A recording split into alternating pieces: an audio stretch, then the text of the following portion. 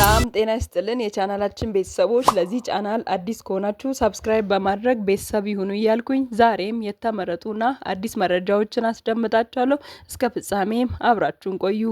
ኢራን በዶናልድ ትራምፕ ላይ የኃይል እርምጃ ልትወስድ እንደምትችል ማስጠንቀቋን፣ አዲሱ የኢራን መሪ መኩሰላቸውንና የነዳጅ ዋጋ ጭማሪ ባደረጉት ሰዎች ላይ እርምጃ መወሰዱን እንዲሁም ስለ ዲቢ ሎተሪ 2027 አዲስ የወጣውን መረጃ አስደምጣችኋለሁ። እስከ ፍጻሜ አብራችሁን ቆዩ።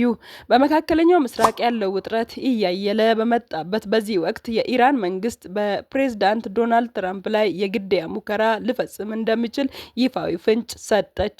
ቴህራን ይህንን ማስጠንቀቂያ የሰጠችው በአሜሪካና በተለያዩ ዓለም ሀገራት የሚገኙ ስሊፐር ሴልስ የተሰኙ የጥቃት ቡድኖች እንዲጠነቀቁ ትዕዛዝ ማስተላለፏን በገለጸችበት ወቅት ነው።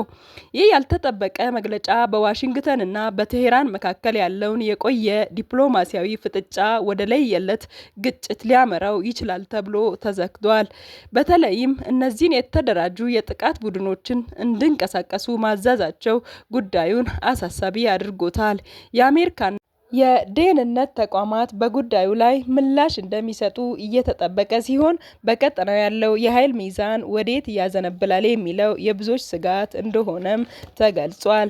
የኒውዮርክ ታይምስ ዘገባ እንደጠቆመው በቅርቡ የኢራን የበላይ መሪ የሆነው የተሾሙት የ56 ዓመቱ ሞጃቲባ ሂማኒ በእስራኤልና አሜሪካ ጥቃት እግራቸው ላይ ጉዳት ደርሶባቸዋል። ሞጃቲባ ሂማኒ የሀገሪቱ የበላይ መሪ የነበሩት አባታቸው አሊ ሂማኒ በእስራኤል ጥቃት መገደላቸውን ተከትሎ ባለፈው እሁድ ስልጣን መረከባቸው ይታወሳል። መሪው ከተሾሙ 3ኛ ቀናቸውን ቢያስቆጥሩም እስካሁን በአደባባይም ሆነ በቪዲዮ አለመታየታቸው የደረሰባቸው ጉዳት ከባድ ሊሆን እንደሚችል ግምቶችን አክሮታል። የኢራን ፕሬዝዳንት ልጅ መሪው በሰላምና በጤና ላይ እንደሚገኙ ቢገለጽም ስለመቁሰላቸው የተሰራጨውን መረጃ ግን በቀጥታ አላስተባበሉም። የእስራኤል መከላከያ ሚኒስትር እስራኤል ካቲዝ ማንኛውም የኢራን መሪ ጥቃት ኢላማችን ነው በማለት መዛታቸው አዲሱ መሪ ለደህንነታቸው ሲሉ ተደብቀው ሊሆን እንደሚችል ሌላኛው መላምት ሆኗል። በአሁኑ ወቅት አዲሱ መሪ በአደባባይ አለመታየታቸው በኢራን የፖለቲካ መረጋጋት ላይ ጥያቄ እያስነሳም ይገኛል። ነዳጅን ከተቀመጠ ዋጋ ተመን በላይ የሚሸጡ አካላት በቁጥጥር ስር እየዋሉ እንደሆነ የገንዘብ ሚኒስትር አህመድ ሽዴ ገለጹ።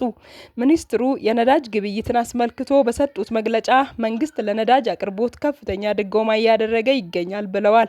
ይሁን እንጂ መንግስት በውጭ ምንዛሬ ከፍተኛ ድጎማ የሚያደርግበት ነዳጅ ከተቀመጠለት የዋጋ ተመን በላይ በገበያ ላይ እየዋለ መሆኑ በጥናት ተደርሶበታል ሲሉም ገልጸዋል።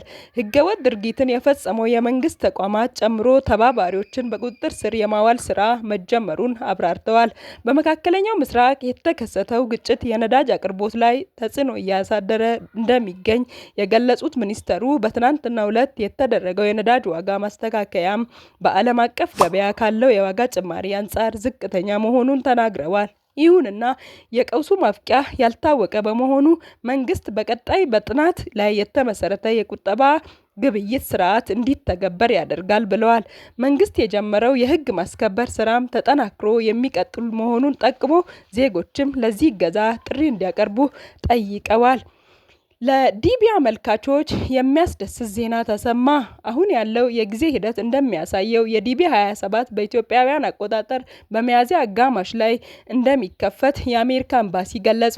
ቀጥሎም ዲቢ 28 በቀጣይ ጥቅምት ሊከፈት እንደሚችል አክለውም ገልጸዋል። ይህ ማለት አመልካቾች በአንድ ዓመት ውስጥ 2 የዲቢ ሎተሪ እድሎችን ሊኖራቸው እንደሚችል ገልጸዋል። ለምዝገባ ዝግጅትም የታደሰ ፓስፖርት፣ ጉርድ ፎቶና የመመዝገቢያ $1 እንደሚያስፈልግ አክለውም ገልጸዋል። ታዲያ ወደ አሜሪካ ለመጓዝ ህልም ላላቸው ሰዎች ይህ ዓመት ሰፊ እድል ስለሆነ አስፈላጊውን መስፈርት ከወዲሁ አዘጋጅተው ይቆዩ እያልኩኝ ለዛሬ ያሰናዳሁት መረጃ ይህን ይመስላል። በቀጣይ በአዲስ መረጃ እስከምንገናኝ ደህና ቆዩ።